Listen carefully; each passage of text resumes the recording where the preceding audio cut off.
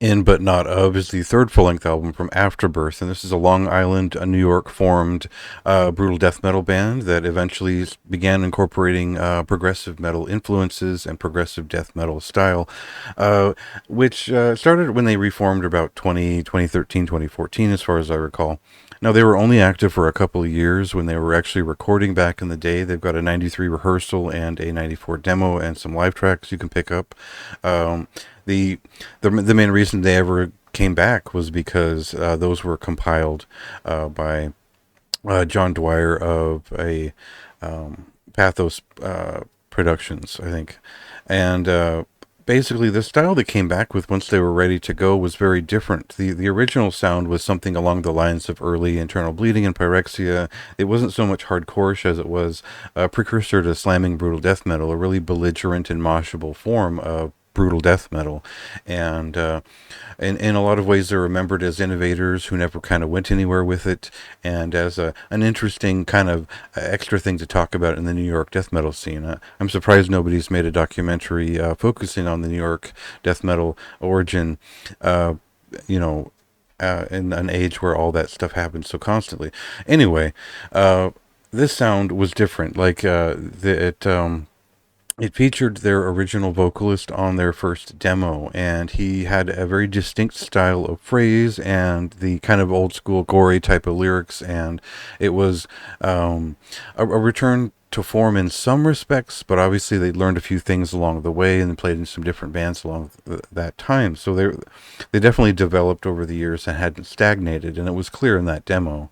But it was a bigger deal when they signed with Unique Leader at the time. There was a lot of sci-fi death metal that had been kind of just all over the place for a long time, and I didn't realize it was a special record until after the fact. And in fact, if you're a fan of anything from a certain era of like 2010's Defeated Sanity or Wormed or even Like a Flame, there was this kind of scatterbrained progressive touch to it that was ethereal and kind of out there, and that's progressed over time in their sound, and it's changed quite a bit with each record. So I kind of regret overlooking the 2017 record back in the day. It didn't really hit me at the time, but I certainly found that Four Dimensional Flesh was one of my favorite records of 2020. So I think it's important to go through this precedence because explaining what this band is and is kind of why it's exciting to see them come back with their own thing here after so many years. And now they've developed it in an intelligent and impressive way that is kind of above and beyond a lot of what's happening in death metal anymore. There's a lot of followers, but there aren't a lot of leaders. And the crew of people here are sort of set up to at least do something more interesting and more creative than a lot of what a lot of the followers out there are doing. So I think it's important to give them the praises due, and I felt like I did back in 2020. So if you're familiar with that album, I think we can just jump into a song here and see what's similar and what's different.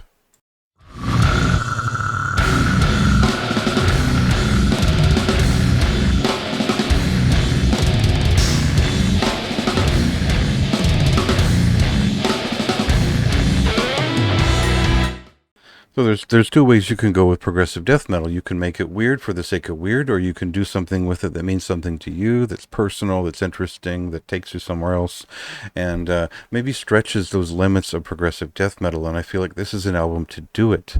It's definitely there. There's elements of everything from what I hear as post-hardcore to thrash to you know all manner of things that stretch it around here and there. So.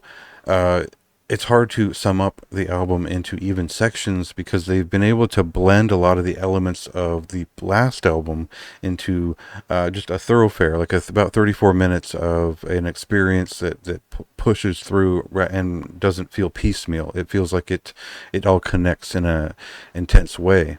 So you might get a little bit of Will Smith's signature, the vocalist here. I think him exiting Artificial Brain and showing up on this album or these last three albums from the band, it's like you might feel there's some similarity between those bands, but when you sit with the guitar compositions and the verve of this record, you'll feel this is a very different thing with a different kind of old school soul to it, as well as a forward thinking, almost a alternative rock edge to some of the more progressive music influenced psychedelic parts on these last two records. So a lot to say about it, but I think there's no way that I could really sum this up. It's that there's so many details and there's so much to talk about. It would be reductive and kind of ridiculous to try to sum it up, other than I think this record goes further and than the last record in terms of combining all those styles. And in the course, they've had to smartly minimize the runtime or keep it short because of the density of ideas that have gone into it. So it feels brief at first until you begin to focus on those details and re-listen to the album. I think that some of the impact is lost in the more exaggerated atmospheric sections this time around, because there are so many ideas feeding through that those didn't get focused on as much. So I don't, I didn't want it to be an hour-long record, but it feels like there's more to tell even after the density that is there. So in a way, it won't be exactly the same as the last record, but it will feel like they've stepped up in a lot of ways.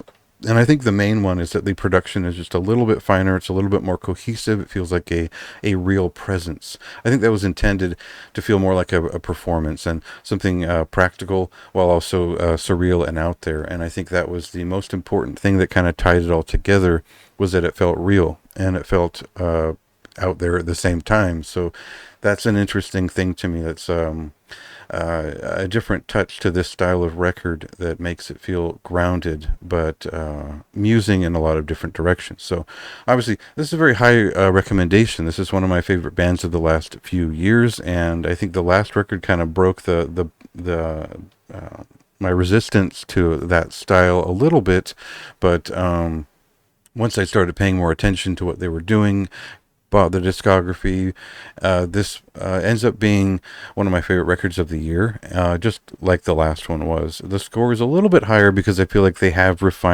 found areas to refine here and done a great job with it. So I enjoyed it. I enjoyed the variety and the excitement of the actual listening experience. So that was particularly for me. Go ahead and see if it was for you. It comes out this Friday, and go ahead and read the review for maybe a more coherent passage through my thoughts.